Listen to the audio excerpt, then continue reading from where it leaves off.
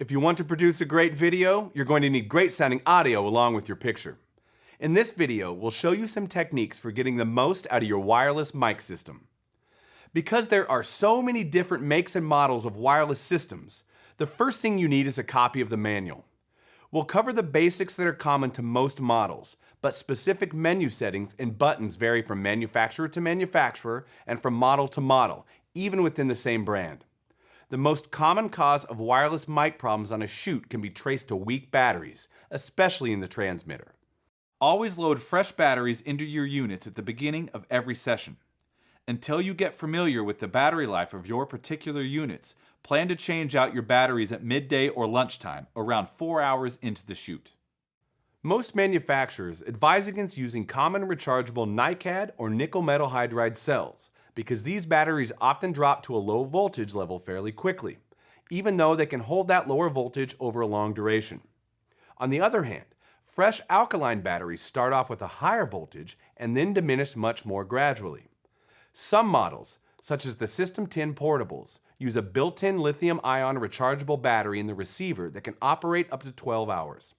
Make sure to charge them fully the night before. In a pinch, they can be powered from a portable USB battery pack, such as those that are sold for use with cell phones.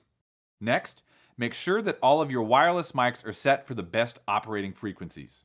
Every pair of traditional UHF receiver and transmitter needs to be set to matching frequencies. Select a frequency for your first system, leave them turned on, and proceed to scan your next receiver to select the next frequency.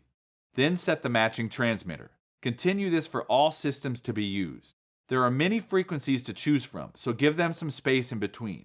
All manufacturers will have additional frequency information in the manual and online for multiple systems. One way to detect interference is to turn off your matching transmitter and watch the indicator lights for each receiver antenna. When the transmitter is turned off, neither light should come on or even flicker. If either antenna light shows any activity, it's picking up some sort of unwanted signal. It also helps to listen to the receiver for any electronic chatter along with the visual indicator light. Some of the newer systems on the market operate in the 2.4 GHz range and are frequency adaptive, automatically changing frequencies to avoid interference. Those systems simply need to be paired to each other. It's a good idea to label all of your systems to see at a glance which receivers and transmitters are pairs without having to power them up.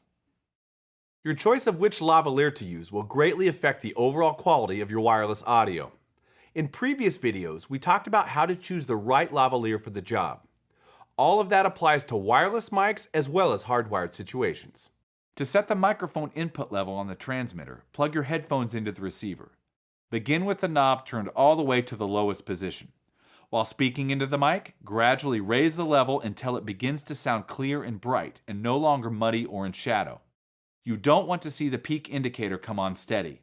Occasional flashes are okay with loud transients. Even though they're called wireless mics, learn to think of them as wireless cables. Essentially, you have mic connectors at either end, linked to each other by radio waves.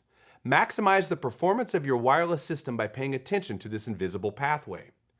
Radio waves can be deflected or absorbed by human bodies, as well as metal stands, electronic equipment, power cables, or metal furnishings and props. Although some receivers have BNC mounts that readily allow you to use RF cables to remotely mount your antennas, often it's easier to just remote an entire portable receiver to improve the wireless path. Some systems, like this System 10 Pro, accomplish this easily by allowing you to use Ethernet cable to remote the receiver modules.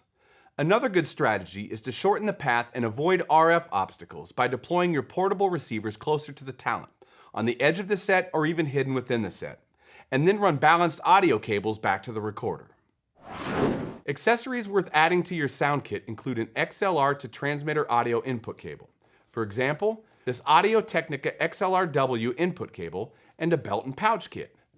The XLR-W cable attaches to the body pack transmitter instead of the lavalier and provides an XLR female input for microphones or boom poles. Note that if the mic requires phantom power, you will need some sort of inline battery power supply. It will, however, work with battery-powered condensers like an AT897. The XLR-W can also be used to transmit an audio feed from a mixing board or camcorder. Belt and pouch kits are used to secure body packs to talent. A simple pouch holds the transmitter and can be safety pinned to the inside of most wardrobe that lack pockets or provisions for a metal belt clip. When using a waist or garter belt, make sure the pack is secured inside of the belt against the body and not hanging freely.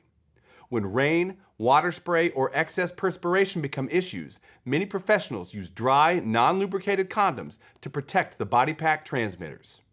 One more very important tip. When you rig a body pack transmitter on an actor, be careful not to cross the microphone line with the antenna.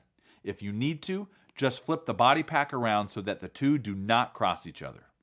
It's okay to bunch up excess mic line, but keep the antenna as straight as possible.